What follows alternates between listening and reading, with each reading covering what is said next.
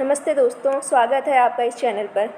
चलते हैं पहली न्यूज़ की तरफ। पाकिस्तान की रशिया से दोस्ती, ग्लोबल मीडिया इसे कवर कर रहा है। पाकिस्तान को रशिया ने क्रूड ऑयल डिस्काउंटेड प्राइसेस पर दे दिया है। पाकिस्तान के पीएम इसे सेलिब्रेट कर रहे हैं और अपनी जनता से ये बोल रहे हैं कि discounted Russian crude oil Pakistan में आएगा। रशिया और पाकिस्तान दोनों इस शिपमेंट को सेलिब्रेट कर रहे हैं। पाकिस्तान में रशिया को फ्यूचर अपॉर्चुनिटी दिख रहा है। रशिया ये जानता है कि पाकिस्तान ऐसी कंट्री है जो कम्प्लीटली इन्फ्लुएंस्ड है चाइना से। गेहूं भी रशिया से परचेज करेगा पाकिस्तान। रशिया अगर पाकिस्तान को डिफेंस इक्विपमेंट एक्सपोर्ट करता है तभी इंडिया पर इसका बुरा प्रभाव पड़ेगा। अदरवाइज़ इंडिया पर इसका कोई बुरा प्रभाव नहीं है अगर पाकिस्तान वहाँ से रशिया से कुछ एक्सपोर्ट भी करता है तो। चाइना ने न्यूक्लियर वेपन बढ़ाया, India is too slow. India के आसपास जो दो देश हैं, पाकिस्तान और चाइना, इन्होंने तेज़ी से अपने न्यूक्लियर आर्सेनल इंक्रीज़ कर लिया है।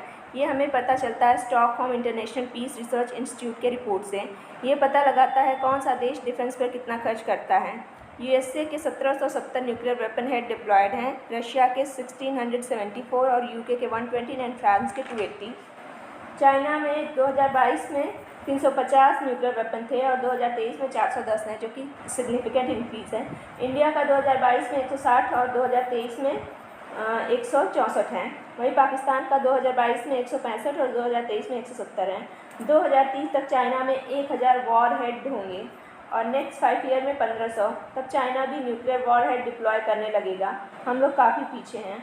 न्यूक्लियर वेपन को मेंटेन करने में यूएसए के $200 बिलियन खर्च हो जाते हैं।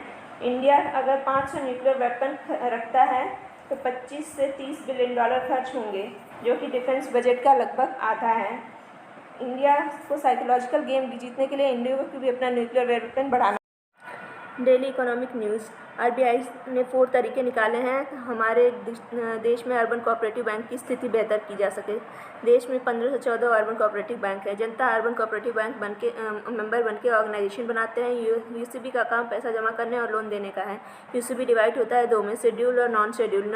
ये फर्दर डिवाइड होते हैं 2 में, multi state and single state. Cooperative member owner होते हैं और प्रॉफिट में भी डिस्ट्रीब्यूट करते हैं।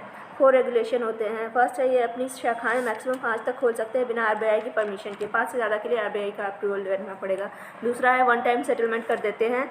लाइक 5 लाख का लोन है तो 2-3 लाख दिलवा देते हैं, बाकी टेक्निकल राइट ऑफ करवा देते हैं। तीसरा है, प्रायोरिटी सेक्टर लैंडिंग करा के एक्सटेंशन का डेडलाइन होगा। फर्स्ट कैटेगरी में जो लोग भी लोन लेते हैं वो प्रायोरिटी में सरकार के आएंगे, जिससे एजुकेशन हाउसिंग प्रायोरिटी सेक्टर में आएगा।